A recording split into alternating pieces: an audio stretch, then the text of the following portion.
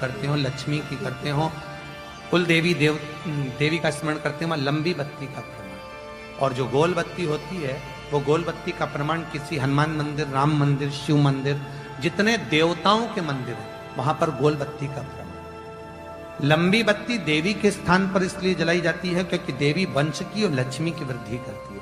तो लक्ष्मी और वंश बड़ा होना चाहिए, लंबा होना चाहिए। और देवता के सामने गोल बत्ती इसलिए लगाई जाती है कि हमारा मन, ये चित्त, ये वृत्ति आपके चरणों में टिकी रहे और एक दिन हम भी वैकुंठ का वास करें, इसलिए गोल बत्ती लगाई जाती। एक सहस्त्र बत्ती होती है, करें दर्शन कभी, यहां पर माताएं बैठ बैठ के बनाती रहती है 100 बत्ती, 108 बत्ती, 108 बत्ती बनाकर भगवान के सामने। उसका क्या प्रमाण है? कौन से पुराण में लिखा है कि 108 और सहस्त्रावली बत्ती लगाई जाए? तो स्कंद पुराण में कार्तिक खंड के अंदर स्पष्ट किया गया, सहस्त्रावली बत्ती, 108 लंबी बत्तियों का जो प्रमाण है वो कहते हैं कि जिस व्यक्ति ने किसी तीर्थ को ना करा हो, पूरे तीर्थ नहीं गए हो, सारे तीर्थों का स्नान नहीं करा हो, किसी तीर्थ में दर्शन करने से वंचित रह गए हो, तो 108 बत्ती की एक बत्ती बनाकर किसी नारायण के मंदिर में, शिव मंदिर में, देवी के मंदिर नहीं, केवल देवता के मंदिर में अगर उसको घी में भिगोकर प्रज्वलित कर दिया जाता है तो सारे तीर्थों के दर्शन का फल उस जीव को प्राप्त हो जाता है। उसको सहस्त्रावली बत्ती। दान का मतलब जानते हो आप लोग? क्या मतलब है? यमुना जी के घाट पर जाना, गंगा के घाट पर जाना, नर्मदा के घाट पर जाना और घाट पे जाके दिया लगाना, उसको हमारे यहाँ क्या कहते हैं? दीपदान। पर दुनिया के लोगों ने दीपदान के महत्व को कुछ दूसरा ही बना दिया।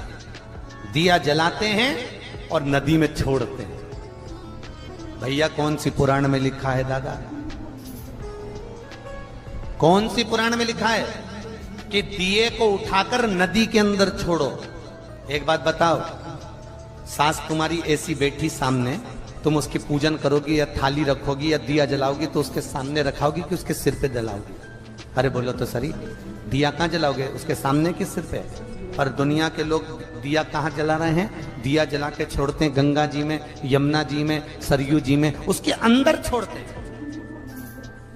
तो ये तो दोष है ना, ये तो दोष माना जाता है। दिया दान करने का सबसे बड़ा क्रम है कि दीप दान करना है तो घाट पर लगाइए, पीपल के वृक्ष के नीचे दीप लगाइए। कार्तिक महीने में पूर्णिमा के दिन जो दीपदान दिया जाता है उस दीपदान की बड़ी महत्वता होती है। हिंदू धर्म में केवल 3 दिन ऐसे होते हैं जिसके दीपदान का फल मनुष्य को नहीं मिलता। हिंदू धर्म में केवल 3 दिन ऐसे होते हैं जिसके दीपदान का फल मनुष्य को नहीं मिलता। कौन से 3 दिन है? जल्दी बोलो। हिंदू धर्म में 3 दिन ऐसे हैं जिसके दीपदान का फल मनुष्य को नहीं मिलता। पहले नंबर पर धनतेरस, दूसरे नंबर पर रूप चौदस और तीसरे नंबर पर दीपावली। इस दीपावली, धनतेरस और रूप चौदस, ये 3 दिन दिए दान का फल मनुष्य को नहीं मिलता है महाराज। क्यों नहीं मिलता महाराज? हम तो जला जला के और ओटले पे जलाएं, पीपल के नीचे लगाएं, खूब दीपदान करते हैं, तो इसका फल मनुष्य को क्यों नहीं मिलता? क्योंकि राजा बलि की भूमि को जब वामन भगवान ने 3 पग में नाप लिया था, राजा बलि सुतल लोक का राजा बना था, तो राजा बलि ने वामन भगवान से कहा था, प्रभु आपने 3 पग में मेरी पृथ्वी को नाप लिया, पर आपसे मांगना चाहता हूं तो केवल इतना दे दो कि 3 दिन जो पृथ्वी पर दीपदान करेंगे उसका फल मेरी किस्मत में, मेरे भाग्य में लिखा जाए। भगवान ने पूछा कौन कौन से?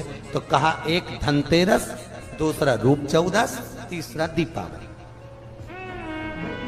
इतने में लक्ष्मी जी आके खड़ी हो गई।